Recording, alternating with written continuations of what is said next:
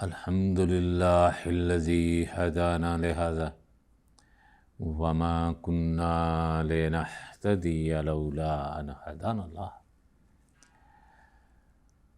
بیان کریں گے ہم کہ حیض کے ماہواری کے کم از کم اور زیادہ سے زیادہ کتنے دن ہیں۔ یہ ماہواری عورت کو کتنے دن رہتی ہے، یا دوسرے لفظوں میں حیض کتنے دن رہتا ہے، ماہواری کے کتنے دن ہیں یا حیض کے کتنے دن ہیں۔ جواب اس کا یہ ہے کہ صحیح قول کے مطابق حیض کے کم از کم اور زیادہ سے زیادہ ایام کی کوئی حد نہیں ہے۔ دوبارہ سن لیں کہ حیض کے کتنے دن ہیں، کم از کم کتنے، زیادہ سے زیادہ کتنے۔ تو جواب اس کا یہ ہے کہ جو صحیح بات ہے، صحیح قول ہے، اس کے مطابق زیادہ سے زیادہ اور کم از کم دن کی کوئی حد نہیں ہے۔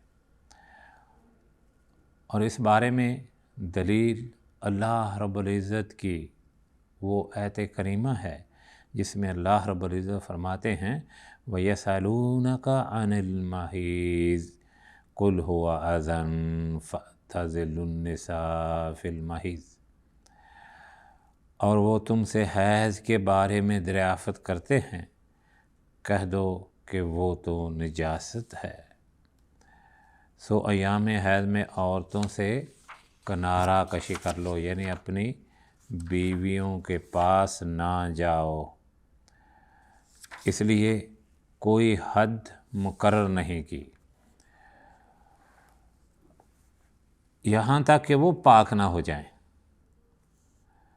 اللہ تعالیٰ نے کنارہ کشی کی حد معلوم دنوں کی صورت میں قرار نہیں دی، بلکہ اس کی حد پاک ہونے کو قرار دیا ہے۔ وہ جب تک پاک نہ ہو جائیں، پاک کب ہوں اس کی حد نہیں ہے۔ اس سے معلوم ہوا کہ وہ وجود اور عدم کی صورت میں حکم کی علت حیض ہے۔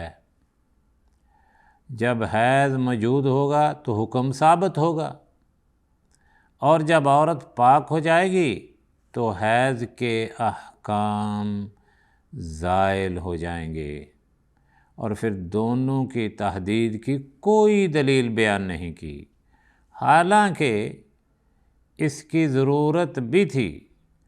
اگر عمر یا زمانے کے اعتبار سے شرعی طور پر تحدید ثابت ہوتی تو اسے کتاب اللہ اور سنت رسول میں بیان کر دیا گیا ہوتا۔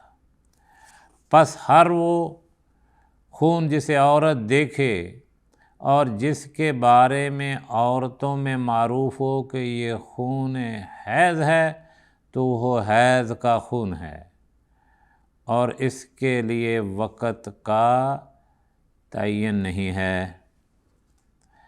وقت کا تعین اس بارے میں نہیں ہے، اور اگر خون ہمیشہ جاری رہے اور کبھی بھی منقطع نہ ہو، یا مہینے میں صرف 1 یا 2 دن منقطع ہو جائے، تو وہ عورت استحاضہ کا خون ہوگا، وہ استحاضہ کا خون ہوگا۔ دوبارہ سن لیں، اور اگر خون ہمیشہ جاری رہے اور کبھی بھی منقطع نہیں ہوتا، یا مہینے میں صرف 1 یا 2 دن منقطع ہو، تو وہ استحاضہ کا خون ہے۔ ایک اور مسئلہ کہ علاج سے ایک عورت کا خون جاری ہو گیا اور اس نے نماز چھوڑ دی، تو کیا وہ ان نمازوں کی قضا کرے گی یا نہیں؟ کہ علاج سے ایک عورت کا خون جاری ہو گیا، کئی عورتوں کو ماہواری نہیں آتی، ایسے ٹیبلٹ کھائے کہ جس سے خون جاری ہو جائے، خون جاری ہو گیا تو وہ عورت اس حال میں چھوڑی ہوئی نمازوں کی قضا کرے گی؟ جب خون حیض جاری کرنے کے لیے علاج کیا جائے، جب خون حیض جاری کرنے کے لیے علاج کیا جائے تو اس علاج سے خون جاری ہو جائے تو اس کی وجہ سے ترک کی ہوئی نمازوں کی قضا نہیں ہوگی، کہ جب جناب خون جاری کیا گیا علاج سے تو ان دنوں میں جو نمازیں رہ گئیں ان کی قضا نہیں ہوگی۔ حیض کا خون جب بھی موجود ہوگا اس کا حکم بھی موجود ہوگا، جیسا کہ وہ اگر کوئی مانع حیض چیز استعمال کرے اور اس کی وجہ سے حیض نہ آئے تو وہ نماز پڑھے گی اور روزے بھی رکھے گی، روزے قضا نہیں کرے گی کیونکہ وہ حائضہ نہیں ہے اور حکم اپنی علت کے ساتھ ہوتا ہے۔ اللہ رب العزت فرماتے ہیں وَيَسْأَلُونَكَ عَنِ الْمَحِيضِ قُلْ هُوَ أَذًى، اور تم سے حیض کے بارے میں دریافت کرتے ہیں، کہہ دو کہ وہ تو نجاست ہے۔ پس جب یہ نجاست موجود ہوگی تو اس کا حکم بھی ثابت ہوگا، اور جب موجود نہ ہوگی تو اس کا حکم بھی ثابت نہیں ہوگا۔ تو یہ ہم جو بیان کیا اس کا خلاصہ یہ ہے کہ عورت کو حیض نہیں آتا تھا، حیض رک گیا تو اور سوچتے ہیں عورتیں کہ جب حیض رک جائے گا تو حمل بھی نہیں ہوگا، علاج کرایا، کوئی کیپسول ٹیبلٹ وغیرہ کھائیں، حیض شروع ہو گیا۔ یہ اب پہلے نہیں تھی، اب یہ حائضہ شمار ہوگی۔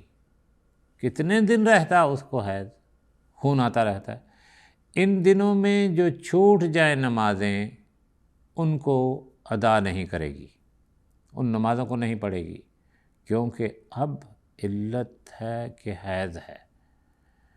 اسی طرح اس کے بالعکس کہ اگر عورت مثلا کبھی ضرورت پڑ جاتی سفر میں کہ حیض کے دن آ رہے ہیں، حیض شروع ہونے والا ہے، ماہواری، تو ان کو روک دیا جائے۔ تو روکنے کے لیے بھی ٹیبلٹ ہے، مثلا عورتیں خاص کر کے سعودیہ میں حج کے دنوں میں عمرے کی وجہ سے کہ یہ حیض رکاوٹ نہ بن جائے کہ بیت اللہ میں طواف کرنا تو عورت کے لیے جائز نہیں، جو ماہواری کے دنوں میں ہو یا نفاس کے دنوں میں، اس نے ٹیبلٹ کھائے کہ یہ رک جائے، تو ٹیبلٹ کی وجہ سے اس کو روک دیا۔ اب جتنے دن رکا رہا اس میں جو حکم ہے وہ یہ ہے کہ وہ نمازیں پڑھے گی، روزے رکھنے ہیں روزے رکھے گی، خامد کے پاس جانا چاہتی جائے گی، کیونکہ حیض کو روک دیا گیا۔ تو حیض کو روک دینے سے طہارت کی صورت میں وہ نمازیں پڑھے گی، روزے رکھے گی، خامد کے پاس جائے گی۔ اللہم صلی علی محمد وعلی آل محمد۔